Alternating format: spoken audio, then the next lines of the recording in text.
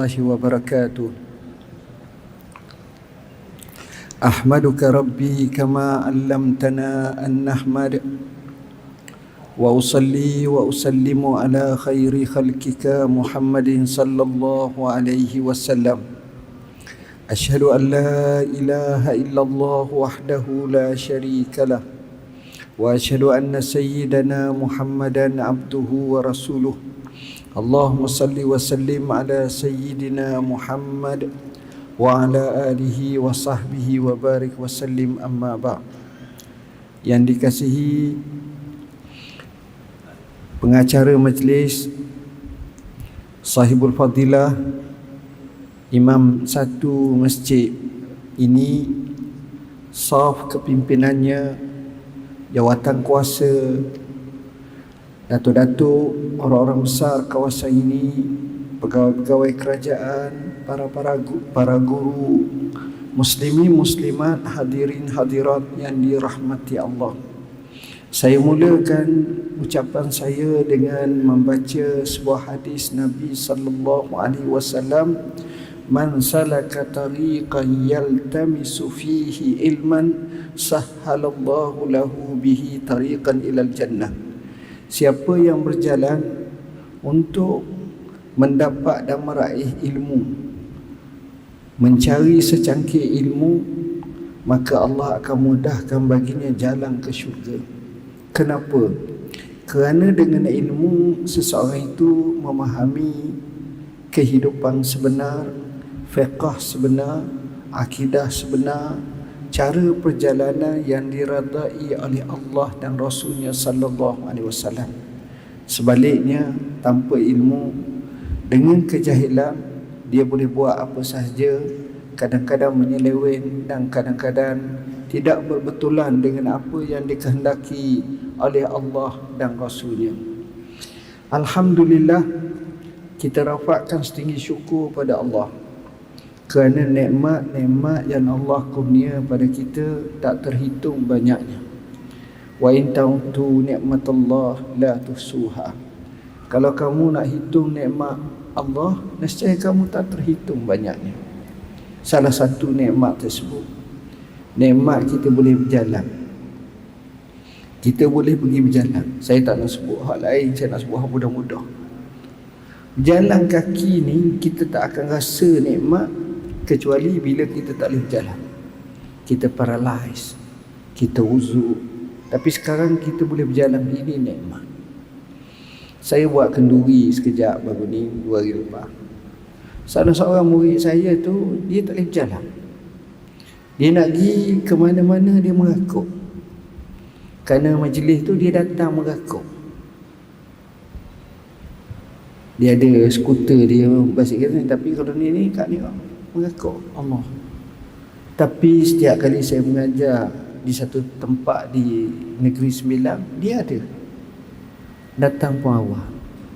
Pada masa tu kita akan rasa insaf kita, Allah bagi kaki boleh berjalan, tiba-tiba kita tak guna. Inilah yang kita kata nikmat. Lebih-lebih lagi apabila kita guna untuk agama Allah, untuk semayang, ibadat, belajar ilmu, menyambung silaturahim, cari pekerjaan yang baik yang akan dipahalakan dalam mizan hasanat kita pada hari yang dinyatakan yaumala yanfa'u malun wala banun illa man atallaha biqalbin salim. Hari yang tak mungkin memberi manfaat oleh harta benda dan anak pinak, hanya yang datang menghadap Allah dengan hati yang sejahtera. Tuan-tuan dan puan-puan yang dirahmati Allah, pada hari ini insya-Allah saya sengaja untuk buat satu daurah atau perbincangan secara khusus yang kadang-kadang kita lebih selesa kalau kita ceramah, kita bersantai. Tapi kali ini saya nak buat satu semangat baru, mengambil sempena hijrah. Bila hijrah ni maknanya kita baca hijrah Nabi. Bila hijrah ni bermakna kita nak faham apa intipati hijrah. Bila hijrah ni kita nak tengok apa kesan dalam kehidupan apabila berlakunya penhijrahan seseorang tersebut. Jadinya kita bukan semata-mata nak cerita tentang hijrah Rasulullah SAW ke kota suci Madinah, tapi kita juga mengingatkan hadis hijrah. Kita juga nak tahu tentang hidup Nabi, sunnah Nabi, cakapan Nabi, kehidupan Nabi, perbuatan Nabi, sikap Nabi. Semuanya itu kita nak tahu. Bila kita nak tahu, maka kita kena rojok kitab-kitab hadis. Salah satu kitab yang akan kita bincangkan adalah kitab hadis 40 ni. Saya akan baca, insya-Allah semua hadis-hadis ni saya akan baca dan saya akan syarah ringkas. Mudah-mudahan ia memberi manfaat kepada kita semua. Pertama sekali, kitab, bila kita nak baca sesebuah kitab, kita mesti mengetahui pengarangnya. Itu adab kita menuntut ilmu. Saya belajar kitab dengan Tok Imam, tak tahu kitab siapa, tak tahu, orang suruh baca beli, kita beli, lepas tu kita tak tahu, sekadar baca. Jadi tak kena kita ambil ilmu daripada seorang tuan guru yang besar seperti pengarang kita ini Al-Imam An-Nawawi, tapi kita tak kenal. Bila kita kenal seseorang tu, baru kita tahu hebat ni orang itu. Jadi menasabahlah kalau dia buat kitab ini. Maka saya nak mengajak kita mulakan perbincangan kali ini dengan kita baca Fatihah, terutamanya menyampaikan insya-Allah semoga Allah mengurniakan kebaikan kepada Al-Imam An-Nawawi. Al-Fatihah. A'udzubillahi minasyaitonirrajim. Bismillahirrahmanirrahim. Alhamdulillahi rabbil alamin, arrahmanir rahim, maliki yaumiddin. Iyyaka na'budu wa iyyaka nasta'in. Ihdinas siratal mustaqim, siratal ladzina an'amta 'alaihim ghairil maghdubi 'alaihim waladdallin. Amin. Al-Imam An-Nawawi rahimahullah, pengarang kitab yang kita bincang ini. Boleh buka, yang beli boleh buka kitab ini. Al-Imam An-Nawawi digelar sebagai Abu Zakaria Yahya bin Sharaf bin Marri bin Hasan bin Husain bin Muhammad bin Jum'ah bin Hizam Al-Dimashqi. Ini Imam An-Nawawi. Orang panggil Nawawi itu sebab apa? Sebab orang Arab, bila dia lahir di satu tempat, maka dia akan dinisbahkan tempat tersebut. Tempat yang dia lahir itu namanya Nawa. Bila kita kata orang yang berasal daripada Nawa, kita panggil Nawawi. Dan Nawa ini terletak lebih kurang 50 km dari selatan Damsyik. 50 km, tak jauh manalah. 50 km. Saya pernah sampai di makamnya, di kampungnya. Memang kampung sangat dulu. Sejak kecil lagi beliau rajin menuntut ilmu, menhafaz Al-Quran. Dia lahir tahun 631 Hijrah. Sekarang 1444 Hijrah. Lebih kurang dalam 800 tahun lepas. Lama dah lah. Lama sangat. Al-Imam An-Nawawi dalam usia 19 tahun, iaitu sekitar dalam tahun 649 Hijrah, dia pindah kota Damsyik.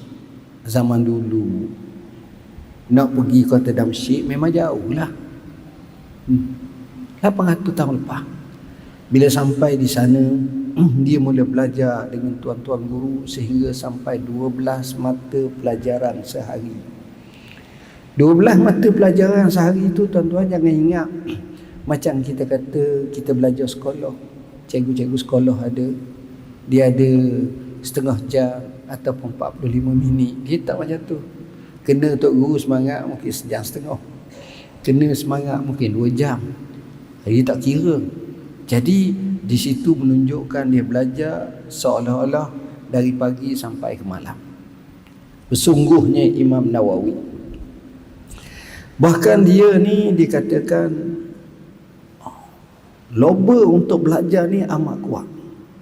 Sehingga akhirnya pada tahun 665 Hijrah bila mati tuan guru yang dianggap sebagai muhaddis di satu tempat madrasah yang agung, iaitu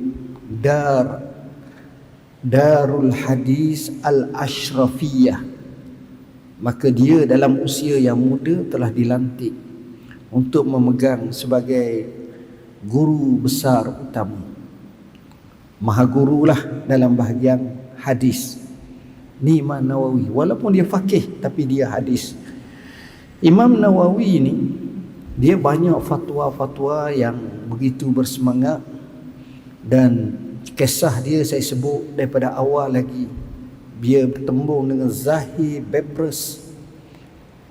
Malik Zahir Bebrus ni seorang yang hebat,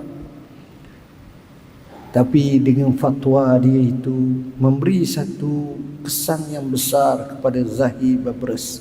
Kisah tuan-tuan boleh baca.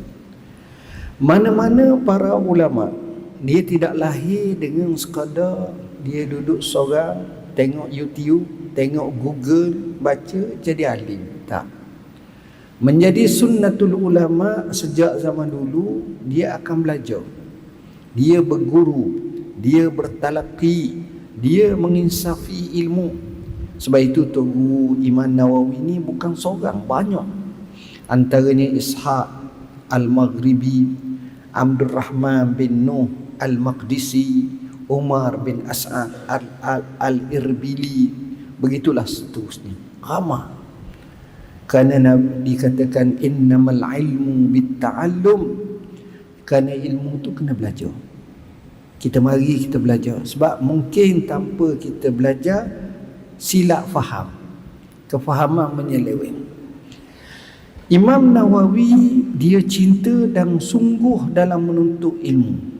Daripada kecil lagi dia bersungguh. Allah jadikan orang-orang seperti ni, kalau kita baca sejarah, minat kepada ilmu ni macam kita minat kepada makanan yang kita suka. Kalau kita, setiap orang tu ada makanan yang dia suka, buahan yang dia suka. Jadi dia ni minat ilmu, minat yang amat sungguh-sungguh. Dia belajar dengan mufti yang terkenal, iaitu Jamaluddin Tajuddin. Dia belajar dengan Tajuddin Abdul Rahman bin Ibrahim, yang dipanggil sebagai Farkah. Ni Tok Guru Agung di kota Damsyik dia belajar. Dia belajar juga dengan Syekh Kamal Ishaq Al-Maghribi, sehingga akhirnya kisah dia belajar. Dia ni bukan orang kaya tuan-tuan. Imam Nawawi ni orang yang miskin, tapi dia jaga jati diri yang luar biasa. Dia puasa. Saya alhamdulillah mari sini, Tok Imam jamu makan. Lepas pada sudah makan, dia kata ada lagi makan. Alhamdulillah. Imam Nawawi zaman dulu lapar, puasa. Macam mana ya boleh hidup puasa? Bahkan Imam Nawawi banyak dalam sejarah menunjukkan dia puasa tak buka. Orang lain puasa buka. Dia puasa sampai kepada tahap dia buka waktu sahur. Ini dipanggil wisal. Puasa buka sampai kat sahur. Kenapa dia buat macam tu? Sebab bagi dia makan, aktiviti makan ni bazir masa. Jangan ikut pandangan ni, letih kita tak makan. Tuan-tuan, saya sebut dalam buku ni, masa peliharalah. Time management dia cukup hebat. Quality times dia hebat. Imam Nawawi jaga masa sungguh. Dia semayang kuat, semayang malam kuat. Ya Allah, mujahadah dia kuat. Jadi Imam Nawawi rahimahullah tak pelik. Orang yang kita kata mengabdikan diri kepada ilmu sungguh-sungguh dalam menjadi tahap kealiman yang luar biasa. Dia belajar kitab fiqh dia belajar, kitab hadis dia belajar, kitab nahwu dia belajar, semua bidang. Allah bagi akal dia luar biasa ingatan. Sebab itu saya boleh katakan Ulama ni kita cakap biasalah, ada dua golongan. Satu ulama hadis.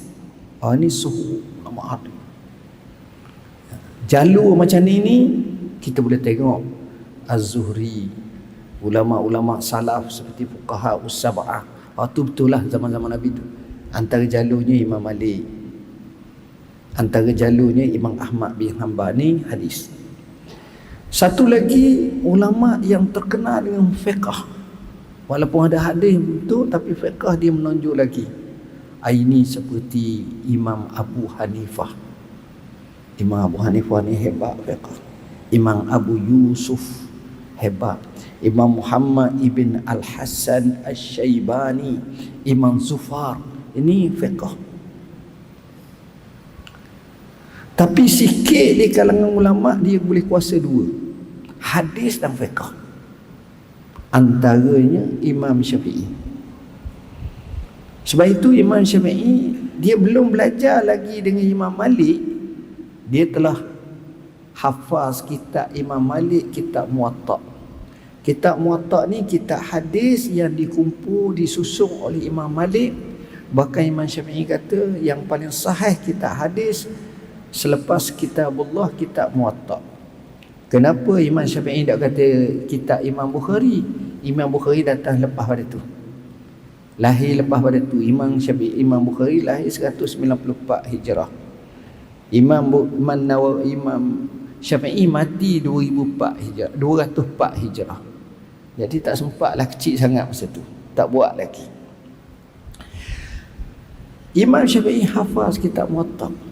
Sebelum pergi hafal dah, bertemu dengan Imam Malik. Imam Malik pun terkejut. Imam Malik ni jenis orang backing, tuan-tuan. Garang, orang tak berani. Dia ada haibah, orang tengok pun orang takut. Sehingga Imam Syafi'i kata apa? Jalastu bainal hadi wal mahdi wal rashid. Aku pernah hadir majlis Khalifah Al-Hadi, Khalifah Al-Mahdi, Khalifah Harun Ar-Rashid. Tapi wallahi aku tak rasa gerung, lebih gerung daripada majlis Imam Malik rahimahullah. Aku yakin dia ada hubungan dengan Tuhan yang kuat, yang akrab. Dia hafaz kitab Muwatta. Sehingga Imam Malik terkejut dan menasihatkan muridnya Imam Syafi'i, ya ghulam, ittaqillah wa la tudfi nuran allazi ataka Allah bil ma'asi. Wahai anak, takwalah kamu kepada Allah. Jangan kamu padamkan cahaya yang Allah kurniakan kepada kamu dengan maksiat-maksiat. Jadi Imam Syafi'i ini luar biasa. Maksud saya di situ, Imam Syafi'i dia kuasa dua, hadis, fiqh. Orang lain kuasa juga, tapi menonjol sangat. Sehingga Imam Ahmad puji, aku belajar hadis, tapi aku belajar cara istinbat hukum, cara pengeluaran hukum daripada Imam Syafi'i. Imam Syafi'i dianggap sebagai bapa usul fiqh. Kenapa? Kerana dialah yang masyhurnya menyusun kitab Ar-Risalah yang menjelaskan tentang usul fiqh.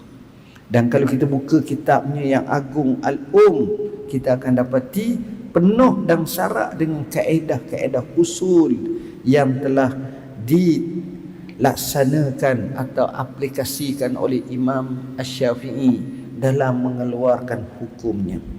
Dan tuan-tuan, puan-puan yang dirahmati Allah, cerita kehebatan Imam Syafi'i sekitar tahun 150 Hijrah sampai 204 Hijrah ini diulangi selepas 500 tahun kemudian oleh Imam Nawawi yang lahir pada tahun 631 Hijrah. Jadi Imam Nawawi dia kuasa dua. Fiqh, tuan-tuan, tak boleh nak lawan. Mana-mana fatwa di muka bumi dalam mazhab Syafi'i khususnya tak boleh lari daripada Imam Nawawi. Tuan-tuan nak rujuk kitab apa? Ibn Hajar, rujuk situ. Ibn Hajar dalam mazhab Syafi'i ada dua. Al-Asqalani pakar hadis yang pengarang kitab Fathul Bari, ataupun Al-Haytami yang ini pakar fiqh seperti Fatwa Kubra, Fatwa Hadisiyah, seperti Tuhfatul Muhtaj seumpamanya. Itu beza. Akan rujuk situ.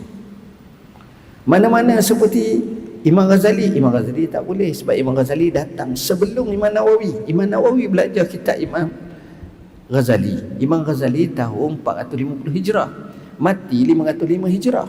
Sedangkan Imam Nawawi 631 Hijrah. Jadi tak boleh nak rujuk orang apa ni sebelum pada dia. Maknanya orang sebelum pada dia rujuk dia tak boleh lah. Itu dia Imam Nawawi. Jadi dia bijak. Kitab fiqh dia karang kitab ulama zaman dulu Soho, namanya Ash-Shirazi Muhazzab. Shirazi ini dianggap sebagai arkitek fiqh dalam mazhab Syafi'i. Daripada situlah berkembangnya syarah dan juga mukhtasar ke apa-apa ni Shirazi. Orang panggil dia sebagai Al-Ustaz ataupun Asy-Syaikh. Baik. Yang ini tahun 300 Hijrah. Imam Nawawi rahimahullah menghafaz kitab Shirazi Tanbih 4 bulan saja. Kitab kecil tapi kitab itu muktamad ataupun suhu dalam mazhab Syafi'i. Cuma di aliran Nusantara dia tak suhu. Kita dengar kitab-kitab lain, tapi hakikat zaman dulu, sebab itu Imam Nawawi hafal kitab ni. Dan dia kata antara yang dia boleh tengok bila dia buat, dia boleh karang kitab. Dia syarah kitab Muhazzab. Kitab Muhazzab ni kitab apa? Kitab fiqh yang dikaryakan oleh Al-Imam Ash-Shirazi. Dia syarah ni namanya kitabnya Majmu'. Tuan-tuan tahu tak dia karang ni sampai tak habis dia mati. Imam Nawawi mati dulu, kitab dah habis lagi. Berbelah-belah jilid dah. Disambung selepas 200 tahun kemudian oleh seorang ulama As-Subki, Al-Imam As-Subki, mazhab Syafi'i. Imam Subki sambung nak ikut rentak metodologi yang dikaryakan oleh Al-Imam An-Nawawi, tak habis mati. Kemudian tahun 1960-an ataupun 1950-an datang seorang ulama daripada Mesir namanya Dr. Ahmad Najib Al-Muti'i, telah menyempurnakan, dipanggil sebagai Takmilatul Majmu' sebanyak 23 jilid. Hebat.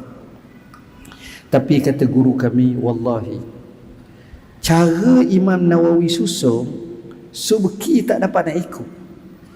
Dia punya ilmiahnya, dalamnya, dia punya rasikh ilmu tu. Cara Imam Subki tak boleh nak ikut. Begitu juga Ahmad Najib Al-Muti'i.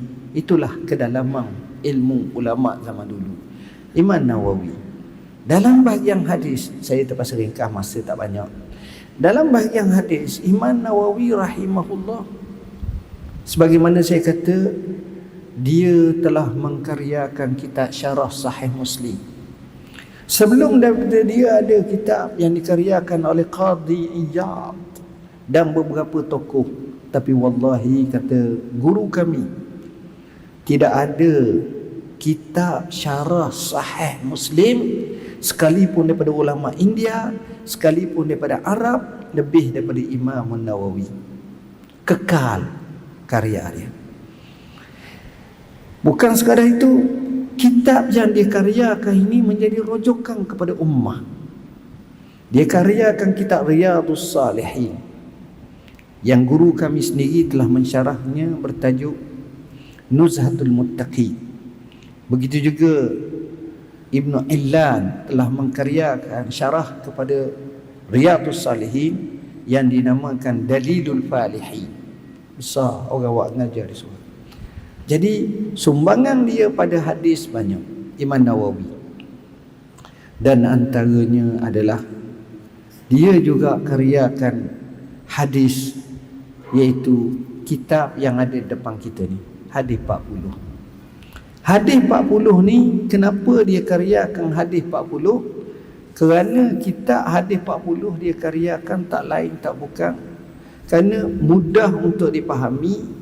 Dan sebenarnya ulama zaman dulu telah fikir nak karang, nak ambil dalam banyak-banyak hadis, beratus, beribu, berpuluh, beratus ribu hadis ni, nak ambil 40 hadis. Maka sebelum Imam Nawawi kita tengok antara ulama yang mula karya hadis 40 ni Abdullah bin Al-Mubarak. Cerita dia menarik, saya tak cerita panjang. Kemudian Muhammad bin Aslam At-Tusi, kemudian Abu Bakar Al-Ajurri, Abu Bakar bin Muhammad bin Ibrahim Al-Afani, dan ramai lagi yang karya hadis 40. Lalu kata Imam Nawawi, dia kata apa? Saya memohon petunjuk daripada Allah dalam menyusun 40 hadis ini dengan mengikut langkah yang telah ditempuhi oleh imam dan ulama, para ahli hadis yang disebutkan di atas. Jadi dia susun balik, dia pilih hadis mengikut istikharah dia, mengikut ilmu dia, maka dia pilih hadis tersebut, maka dia susun. Dan tuan-tuan tahu, kitab yang disusun tu mencakupi kehidupan manusia, menjadi asas kepada kaedah agama, mensyarahkan ramai ulama syarah hadis dia. Kitab ni masyhur di kalangan orang alim dan orang awam. Kitab ini dipelajar oleh pelbagai masyarakat. Di Nusantara, di pesantren orang mengajar, di pondok-pondok orang mengajar, di masjid-masjid diajar, di universiti diajar, bukan sekadar itu, di Azhar diajar, di Masjidil Haram diajar, di Masjidin Nabawi diajar, di Masjid Jami' Zaitun diajar, hampir seluruh dunia diajar kitab ni. Apa makna? Berkat tuang pengarang kitab ni, ikhlas tuang pengarang kitab ni. Saya senaraikan nama syarah dia tu berpuluh-puluh. Itu saya tak faham bahasa-bahasa lain macam bahasa Turki, bahasa Parsi. Boleh jadi ada juga syarah-syarah kitab ni tu. Baik tuan-tuan dan puan-puan yang dirahmati Allah, itulah serba sedikit. Kalau saya nak kisahkan buku ni panjang, cuma saya sebut kisah Ibn Rajab Al-Hambali. Kenapa? Kerana Ibn Rajab Al-Hambali mengambil semangat kitab hadis 40 ni, dia tambah hadis. Imam Nawawi susun hadis lebih kurang dalam 42 hadis ataupun 44 hadis. Tapi kenapa dia tak panggil hadis matan isnani wa arba'in ataupun isnani wa arba'un? Tak. Dia bahasa Arab dia panggil lagi mudah 40, tapi dia ekstrakan 2 hadis ataupun 2 hadis. Kemudian disambung oleh Al-Imam Ibn Rajab Al-Hambali, cukupkan 50 hadis tambah 8 hadis. Jadi walaupun kita kata buku ni tajuk hadis 40, tiba-tiba ada 50 hadis. Tak pelik lah. Sebab asalnya dalam kitab Jami' Al-Ulum Wal-Hikam ditambah hadis seperti ini, dan itu lagi terkenal, lagi hebat. Maknanya prihatin dan kecanaan para ulama tentang hadis ni luar biasa. Tuan-tuan dan puan-puan yang dirahmati Allah, insya-Allah kita akan masuk hadis yang pertama, iaitu muka surat 1. Sebelum saya masuk hadis ni, sebenarnya kitab ni bila saya balik daripada Syria, saya susun. Saya mula mengajar hadis di sekitar Negeri Sembilan. Kitab rujukan saya kitab Al-Wafi oleh guru kami Syekh Dr. Mustafa Al-Bugha. Jadi saya rujuk, saya baca kitab ni. Kitab hadis 40. Saya mengajar, saya susun hampir 20 tahun. 20 tahun. Ingat kat 22 tahun baru siap kitab ni. Kitab ni buat ni bukan 2 hari. Yalah, bukanlah buat tiap-tiap hari. Buat sehari rehat 8 bulan. Buat pula rehat pula 3 bulan. Akhirnya siap 22 tahun. Saya pun tak sedar. Bila susun ni, beki susun, akhirnya selesailah sudah kitab. Kitab ni macam mana? Nombor 1, saya susun nama tajuk. Tajuk kalau tuan-tuan tengok dalam mana-mana kitab dia akan letak. Jadi saya letak niat dalam amalan. Ada beza sikit, ada macam-macam, tapi lebih kurang maksud sama. Nombor 2, saya akan sebut perawi hadis yang saya terjemah dari. Saya tak ambil daripada kalimah an Umar, an Amir, tak, saya terjemah dulu. Nombor 3, saya akan masukkan matang hadis. Matang tu maknanya lafaz hadis tu sendiri. Innamal a'malu binniyat. Nombor 4, saya akan terjemah maksud hadis tersebut. Nombor 5, saya akan sebut riwayat hadis yang disebut oleh Imam Nawawi. Nombor 6, saya akan sebut biografi siapa yang merawikan hadis ni di kalangan sahabat Sayyidina Umar. Saya akan ceritakan fadilat manakib Sayyidina Umar. Tapi kalau hadis ke-15 ada Sayyidina Umar lagi, saya tak cerita dah. Saya kata rojok yang pertama supaya tidak berulang-ulang. Sebab dalam ni mungkin ada 8 kali seorang perawi riwayat. Ada hak ni 10 hadis. Jadi kita takkan nak sebut nama yang sama dia. Cukuplah kali pertama. Dan kemudian saya akan sebut selepas daripada ini, saya akan sebut ulama keistimewaan hadis ni. Setiap satu tu ada keistimewaan. Kemudian saya akan sebut ulama dan hadis tu. Kemudian saya akan sebut kalau ada, kenapa Nabi sebut hadis ni. Kemudian saya akan nyatakan apa dia panduan Nabi dan faedah yang mungkin kita boleh ambil hadis ini. Saya menomborkan faedah-faedah tersebut. Berakhir dengan saya sebut bagaimana aplikasi hadis ni dalam kehidupan kita. Jadi satu hadis tu kita syarah sedetail itu.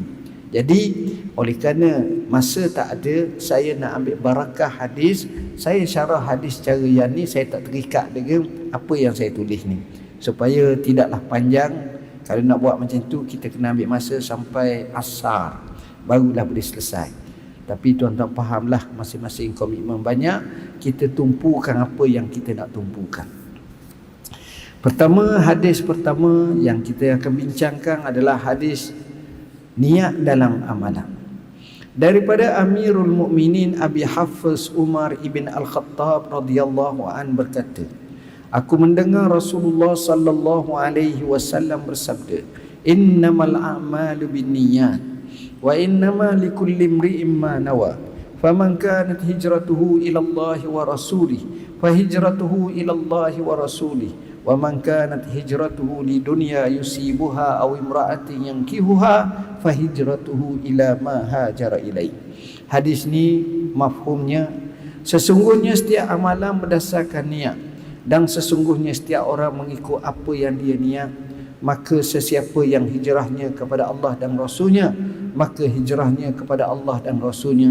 Dan siapa yang hijrahnya kerana dunia untuk dia dapatinya, atau perempuan untuk dikahwininya, maka hijrahnya mengikut apa yang dia hijrah kepadanya. Hadis ni riwayat Bukhari dan Muslim.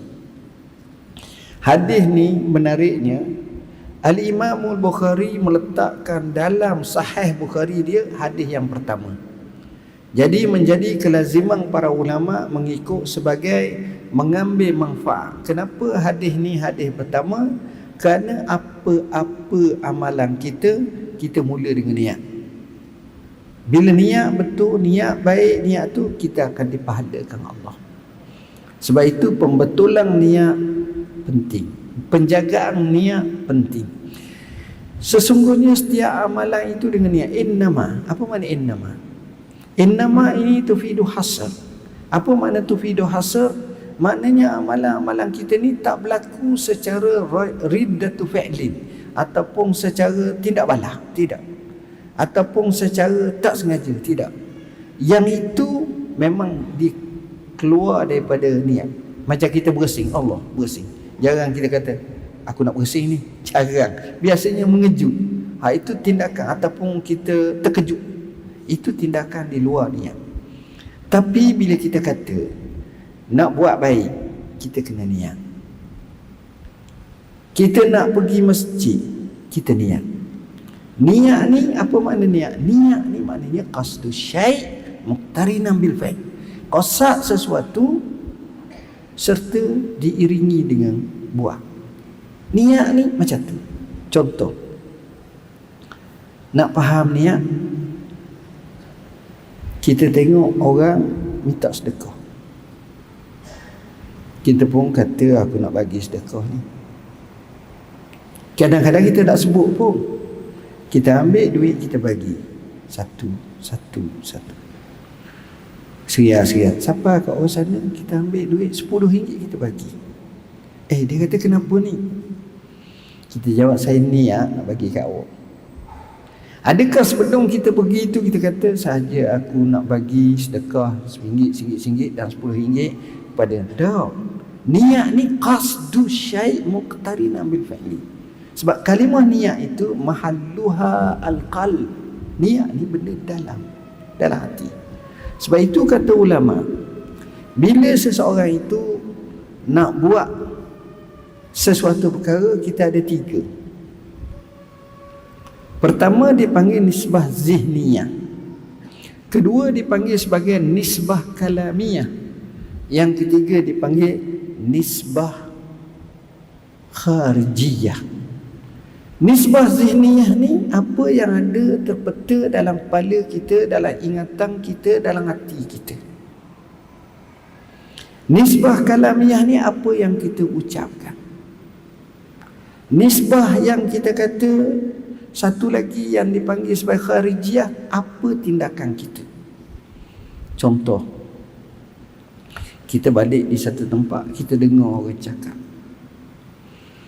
orang kata ada satu kedai nasi arak tu sedap sangat, hebat kedai dia, beratus, beribu orang sehari masuk, dan orang makan tu puas hati. Location pun dia share kat kita, dia pun royak semua sekali. Kita bila dengar gitu idea ni tak jatuh. Allah, Ustaz Rok pagi-pagi dah lah duduk di Rauk, cerita nasi arak sedap. Tempat kita balik rumah, kita cakap dengan isteri kita, yang malam ni kita tak payah masak lah, kita nak pergi kedai nasi Arab, kita nak makan nasi Arab. Sebelum kita kata jangan masak, kita nak pergi makan tu, terpeta dulu dalam fikiran kita. Itu dipanggil nisbah zihniyah. Kemudian kita luahkan cakapan kita, itu dinamakan nisbah kalamiyah. Kemudian kita ambil kunci kereta, pakai baju, siap-siap naik kereta, start menuju kedai tersebut, makan tu, itu dipanggil nisbah kharijiyah. Makan tak berlaku, pergi kedai tak berlaku, melainkan berlaku dulu hak yang pertama, kehendak tu. Itu maksud dia. Jadi niat ni luar biasa. Niat ni kadang-kadang mula tak baik, tapi akhirnya jadi baik. Seorang tu lalu ke masjid, dia tak nak mari masjid, tak nak semayang, tak nak pergi belajar, tapi kawan dia ajak, dia pun datang. Dia datang dengan separuh hati. Tiba-tiba bila dia dengar ngajar, dia mikir, baik aku belajar juga. Dia ubah masa itu niat. Sebab itu para ulama kata, kadang-kadang datang kepadaku dengan niat tak baik mula-mula, tapi bila aku belajar, Allah ubah dan aku jadi niat yang baik. Ini berlaku niat. Niat ni benda yang luar biasa. Disebut dengan niat-niat, ada niat macam-macam. Cuma niat ni ada 2. Satu dipanggil niat utama, dan yang kedua, niat yang kedua lah, niat-niat cabangan. Niat utama ni, ini kena utama. Kita nak pergi masjid ni kerana apa? Kerana Allah. Tapi kawan kita nak bertemu dengan kita, kata temu kat masjid lah. Jadi masa tu kita turun masjid, pertama nak kita temu kawan, kedua nak semayang, tapi kita letakkan prefer semayang nombor 1. Itu betul lah niat. Itu hak kecil-kecil tu siapa ingat. Tapi kalau orang tu kata, saudara, jom pergi masjid. Kita ni dah ajak pergi masjid, tapi dah orang ajak pergi semayang waktu zuhur, boleh. Sebenarnya saya tak ada masa nak pergi, saya sibuk hari ni. Gini Syekh, saya dapat satu bungkusan besar, orang kirim kat awak, saya rasa macam ke duit. Sebab scan macam ke duit, tebal tu. Kita pun kata kena, macam mana pun kena pergi juga. Jadi pergi tu kerana bungkusan tu, bukan kerana nak sembahyang sangat, bukan kerana nak pergi masjid sangat pun. Dia pergi boleh, tapi tak kuat macam tu. Ini dia. Jadi niat ni penting. Setiap orang berdasarkan apa dia niat. Para ulama kata kita mari dalam masjid ni tak sama pahala. Sebab mengikut apa yang dia niat masing-masing. Orang ni niat begini, orang ni niat begini, dia tak sama. Kemudian dia alih tentang hijrah. Sempena dengan bulan Muharram ni memang sesuai. Faman kanat hijratuhu ila Allah wa rasulih fa hijratuhu ila Allah wa rasulih. Siapa yang hijrahnya kepada Allah dan Rasulnya, maka hijrahnya kepada Allah dan Rasulnya. Tuan-tuan, satu perkara yang kita kena faham. Hijrah ni apa makna? Hijrah ni maknanya pindah. Hijrah ni maknanya pergi dari satu tempat ke satu tempat. Dalam ni saya urai panjang lah. Soalannya, macam mana kita nak pergi kepada Allah? Macam mana kita nak pergi kepada Rasulullah? Ialah masa dia ada, kat mana Nabi ada, kita pergilah kat tu lah. Tapi sekarang macam mana kita nak pergi? Hadis dia sesuai sepanjang masa. Sebagaimana Quran sesuai sepanjang masa. Jadi kata ulama, hijrah kepada Allah dan kepada Rasul berbeza dengan hijrah kepada harta dan kepada wanita. Kita boleh pergi kat dia, kita boleh pergi ke tempat ni, itu biasa. Tuan, seorang mana? Saya orang Raub. Sekarang saya duduk Kuala Lumpur, saya hijrah. Kenapa? Sebab saya kerja kat Petronas. Sebab saya kerja dekat dengan Bandaraya. Sebab saya kerja dekat dengan Jawi. Sebab saya kerja dekat dengan RTM. Contoh.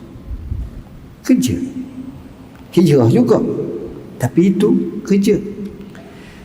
Hijrah kepada Allah dan Rasul ni ialah hijrah cari mardatillah. Itu sebenar.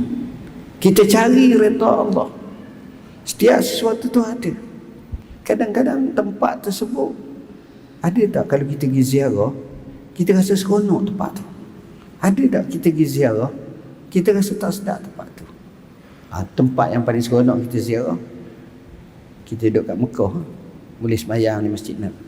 Dalam kadang-kadang bila kita tengok kata Allah, kalau aku kaya, hotel tu sebilik milik aku tak apa dah.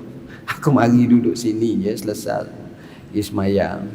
Tak lamalah cuti sekolah aku mari duduk boleh 40 hari ke bulan Ramadan duduk ke. Seronok hidup ya Allah. Bahagia hidup. Apa makna? Sebab kita nak cari pada Allah, kita nak pergi redha Allah. Siapa yang hijrah kepada dunia yang dia perolehi atau perempuan yang dia kahwin, ini pun satu. Itu niat tu. Seorang sahabat Nabi, dia nak hijrah, dia tak berapa sangat. Tapi kawan dia, seorang perempuan tu, dia berkawan nak kahwin lah. Perempuan tu kata setengah namanya Qatilah atau Fatilah. Perempuan tu kata, saya nak hijrah ke Kota Madinah. Kalau awak nak kahwin saya, awak kena hijrah. Maka dia pun hijrah lah. Maka perempuan tu digelar Qais.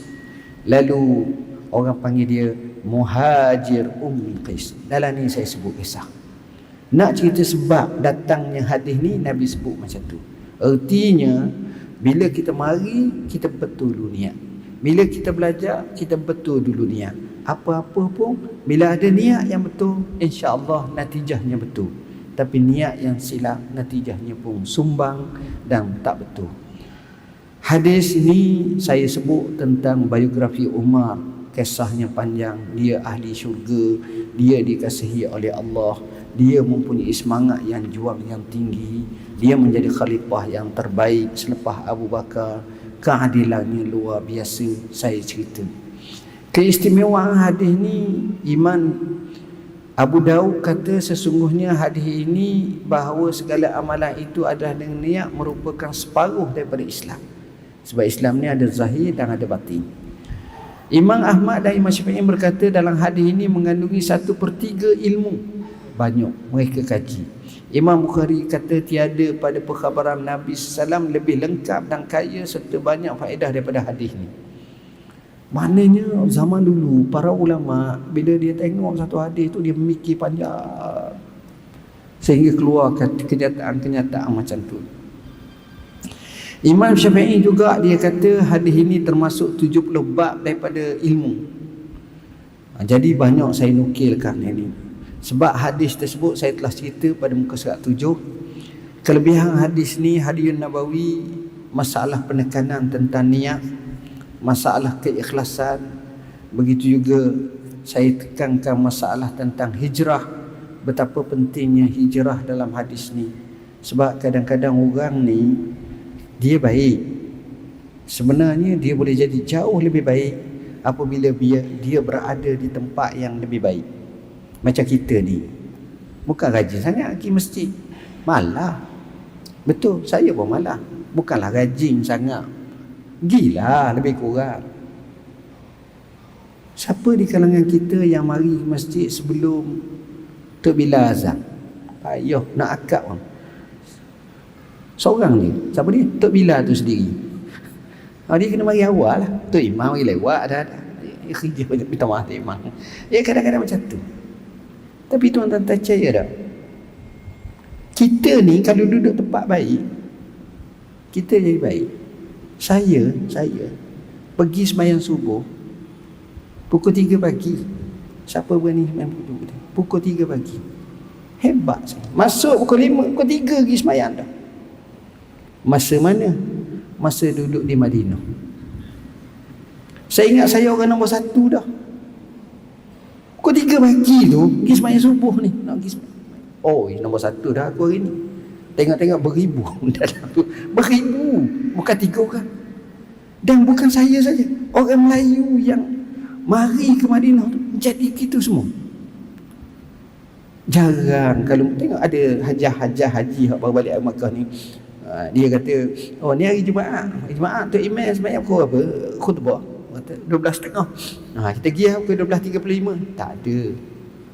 Kalau hari Jumaat puncak tu pukul 11 penuh dah, pukul 9 tu ramai dah pergi.